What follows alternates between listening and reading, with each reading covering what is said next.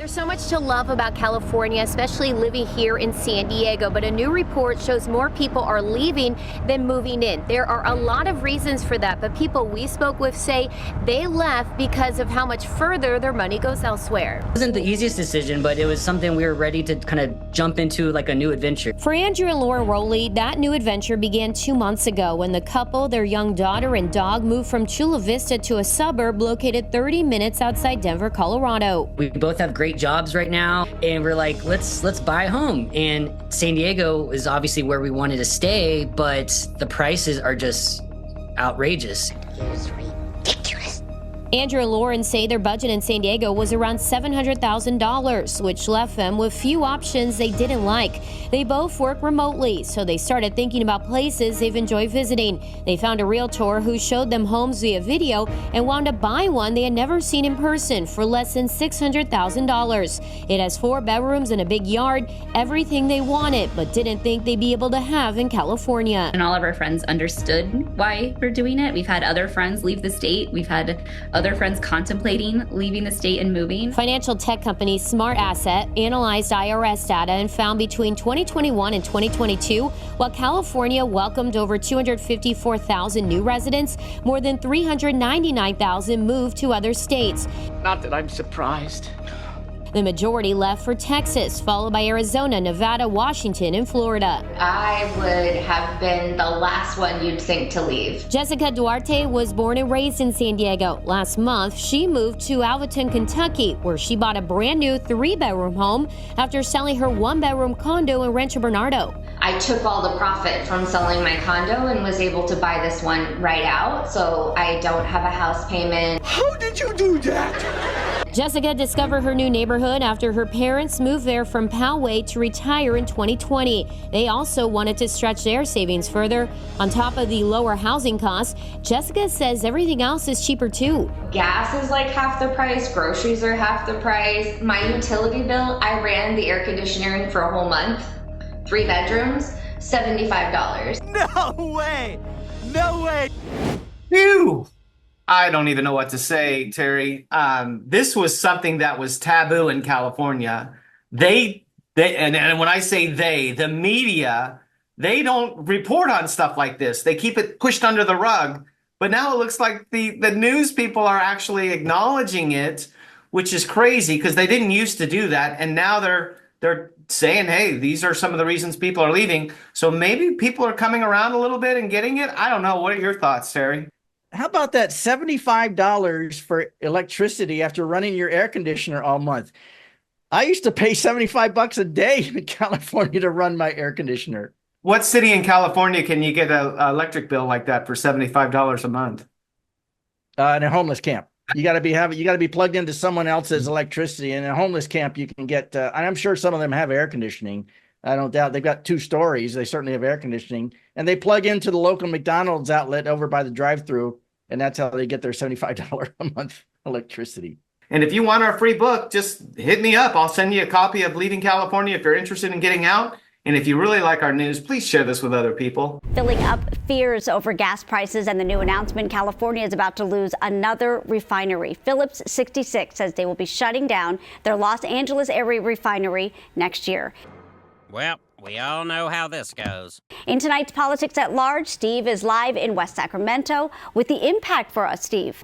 Well, Marley, remember the days of $6 a gallon gas? We're almost back there at this particular station, $5.99 a gallon. I will mention that the statewide average is still under $5 a gallon, but gas prices have been a big political issue lately, and now this closed refinery is only adding to the concerns. There is some good news. Refinery shutdown fallout. Phillips 66 announcing this massive LA area refinery will be closing next year, leaving the state with only 8 refineries that produce carb standard gasoline, down from 12 a decade ago. I think the big issue is going to come when there are unforeseen outages. Energy expert UC Berkeley professor Severin Bornstein says California will be able to make up the gas we buy through imports. The biggest concern for increased prices will come when remaining refineries go offline unexpectedly and gas imports will not be immediately available. What do we do now? When we are in situations where supply is fairly tight already, we're going to have less resilience if one of the refineries has a problem. Everybody panic! And they're screwing you. They've been screwing you for years and years and years. There's no other way to put it. Takes one to know one.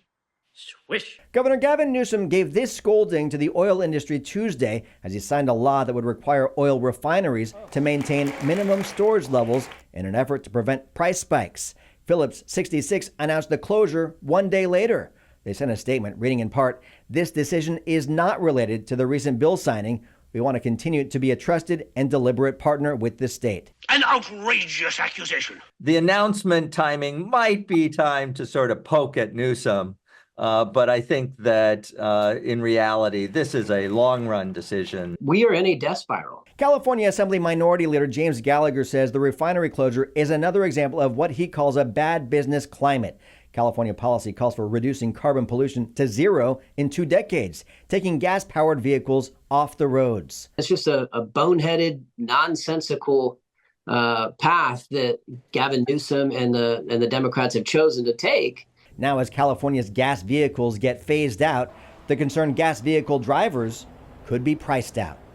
Screwing, I think the governor actually said screwing, and we don't like to use that kind of language, but I'm not so sure that I believe there's some screwing going on. But Terry, I think this is a way that if they could just get rid of the refineries, then maybe they can get their goal, and then no more gas-powered vehicles.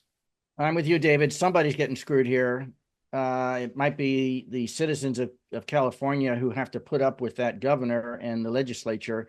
But let's face it, I think the legislature should get back in session and say that gas-powered cars now run on water. Just make a law. They have to run on water. Of course, there's not enough water because they send most of it to the ocean instead of reservoirs or building reservoirs. Now, by the way, gas here in Central Florida here in late October is less than half the price that it is in California. But I mean, you noticed that the newscaster, he basically said it's $6 here, but the average in the state is $5. And again, Terry, they're starting, at least the media, it looks like, is starting to acknowledge the problems. So maybe the next step after that is they could try to fix those problems and help the people, help the citizens, help the taxpayers. I don't know. Is that a thing in California? I don't know. That's a Sacramento station. They're inland. Now, granted, Sacramento's as liberal as they come, but I think those newscasters in Sacramento are a little more on the realistic side. But how about this? How about in 20 years, no more gasoline? Boy, it's going to be utopia. You know, we've been heading towards utopia every year, even though more people are leaving than coming into California by far. But that utopia is getting better, and that's why there'll be no middle class. That's why they're only going to be the very rich and the very poor in California in a few years. That will be utopia, I can assure you.